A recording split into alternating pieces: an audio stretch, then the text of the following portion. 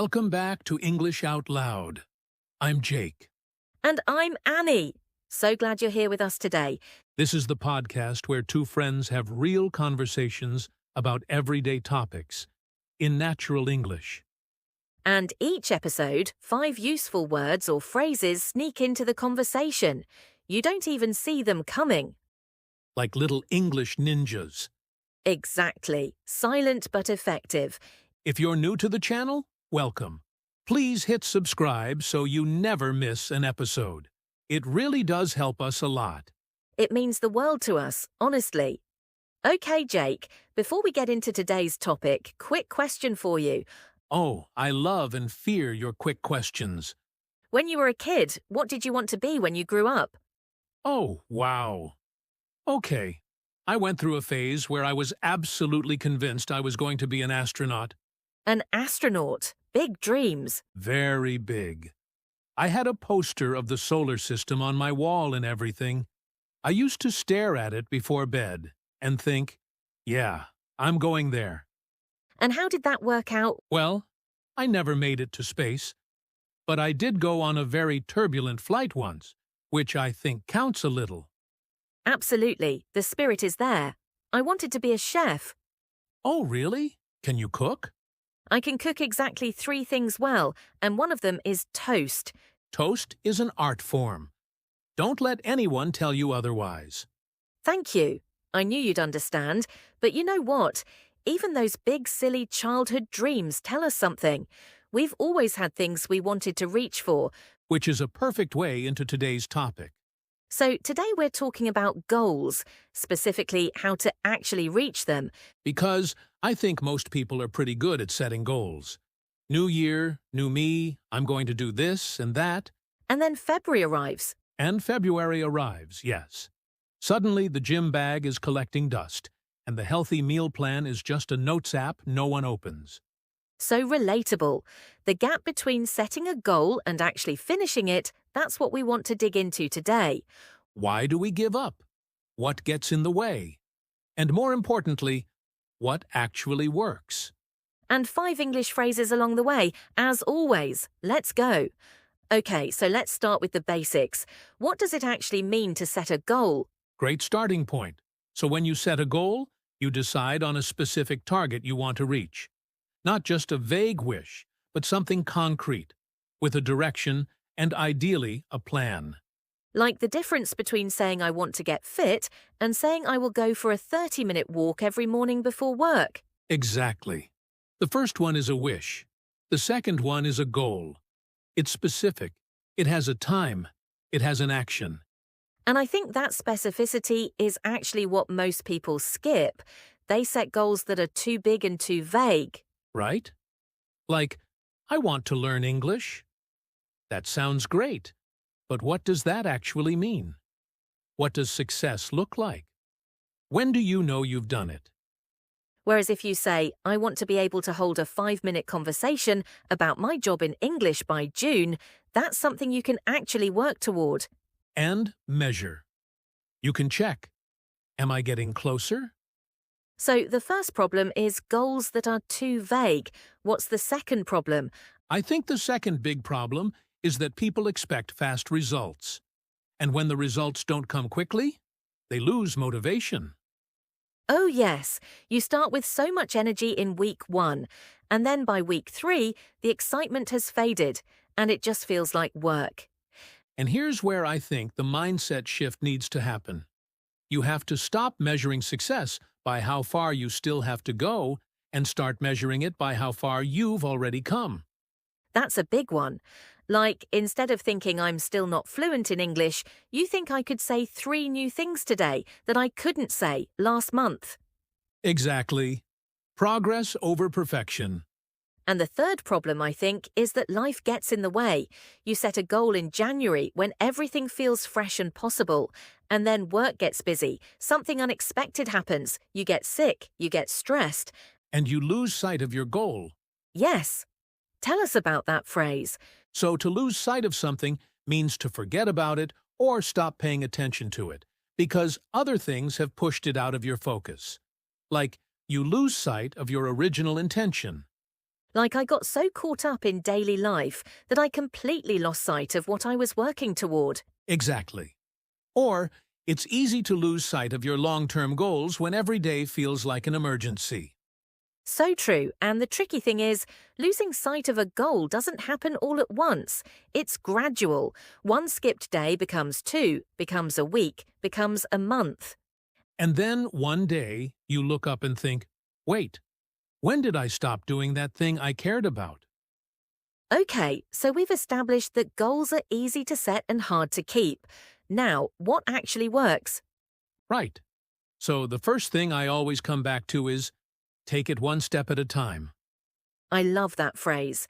It sounds almost too simple, but it really is the key, isn't it? It is. Because the reason most people give up is that they look at the whole journey and feel overwhelmed. So instead of doing that, you zoom in. You ask, what is the one thing I can do today? Not this month, not this year. Today. Exactly. Take it one step at a time means you focus only on the next step, not the whole staircase. And I think this connects to something really important, which is keeping the goal small enough to actually do. Yes. I've found that the goals I actually stick to are the ones where I almost feel like I'm cheating because they're so easy. Like what? Like, I will read 2 pages of a book before bed. Not a chapter, not 30 minutes. 2 pages. And you know what? Some nights, I read 2 pages and stop. But most nights, I keep going, because I'm already doing it. That's the power of starting. Once you've started, momentum takes over. And the goal of 2 pages is so achievable that I never feel like I failed. Even on a hard day, I can do 2 pages.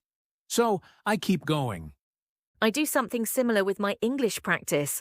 My rule is just 5 minutes a day of speaking practice. That's it, my minimum. 5 minutes feels like nothing. Which is exactly the point. If the bar is low enough, you always clear it, and often you do more. Now, the second thing that really helps is having a way to stay on track. Stay on track, yes. What does that look like for you? So, to stay on track means to keep making progress toward your goal without losing focus or falling behind. And for me, the best tool for that is making the goal visible. Visible like writing it down. Writing it down. Putting it somewhere you see it every day. Your phone wallpaper. A sticky note on your mirror. A note in your calendar. Because what's out of sight tends to go out of mind. I actually have my main goal written on a card that I keep in my wallet, so I see it every time I open my wallet. That's a great habit. And another way to stay on track is to track your progress. Even very simply, like a small check mark on a calendar for every day you did the thing. The chain method. You build a chain of check marks and then you don't want to break the chain. Exactly. It's surprisingly motivating. And the third big thing, I think, is how you talk to yourself when things go wrong. Oh, this is so important and so often ignored. Because you will miss days. Life happens. The question is, what do you say to yourself when that happens? And most people say, I'm terrible, I always give up, I knew I couldn't do this. Which makes it much harder to start again. Whereas if you say, okay, I missed a few days, that's fine, I'm just going to start again today, it becomes much easier to keep going. Keep going, yes. So, to keep going means to continue despite difficulty or setbacks. Not to be perfect, but to come back. The most successful people aren't the ones who never fall down. They're the ones who keep going after they do. And I think one missed day is not a failure. One missed week is not a failure. It only becomes a failure if you decide it's over. So instead of thinking in terms of streaks, think in terms of patterns. Your pattern over a month matters more than one bad day. Okay, let me share a real example of a goal I set and struggled with. Please, I love the honest ones. So about 2 years ago, I set a goal to learn Spanish. I was really excited. I downloaded the app. I bought a notebook. I made a whole schedule. Very prepared. Very prepared. And for 3 weeks, I was fantastic. Every day, 30 minutes, no problem. And then, And then work got really busy.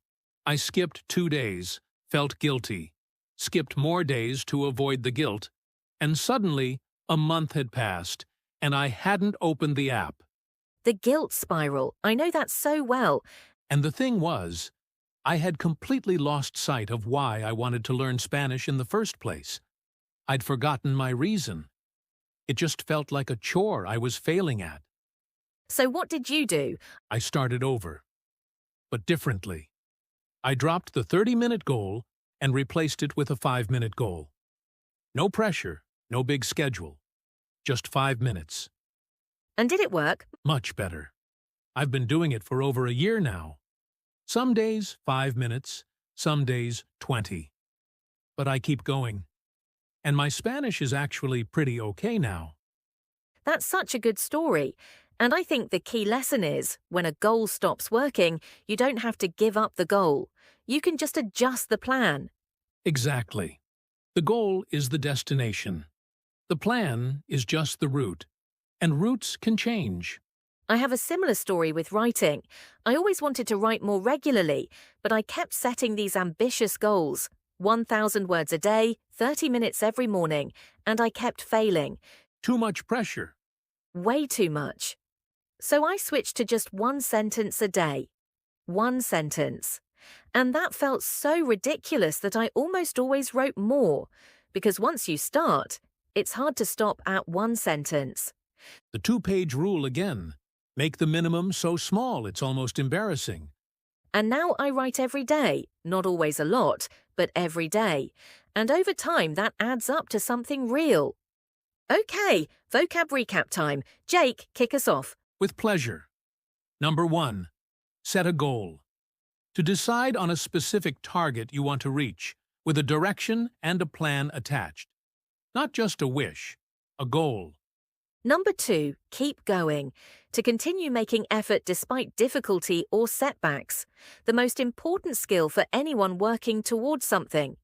Number 3, take it one step at a time. To focus on one small piece of a big challenge instead of looking at the whole thing and feeling overwhelmed. Number 4, lose sight of something. To forget about or stop paying attention to something important because other things have got in the way. And number 5, stay on track. To keep making steady progress toward your goal without losing focus or falling behind. 5 great phrases, and I hope today's conversation gave you a little nudge toward whatever goal you've been thinking about lately. Whatever it is, set it clearly, take it one step at a time, and when life gets in the way, just keep going. You don't have to be fast, you just have to keep moving. That's it for today's episode of English Out Loud. Thank you so much for spending this time with us. We'd love to hear from you in the comments. Tell us, what is one goal you are working on right now? And what is one small step you will take this week? Until next time, keep going, take it one step at a time, and we'll see you in the next episode. Bye, everyone. Bye.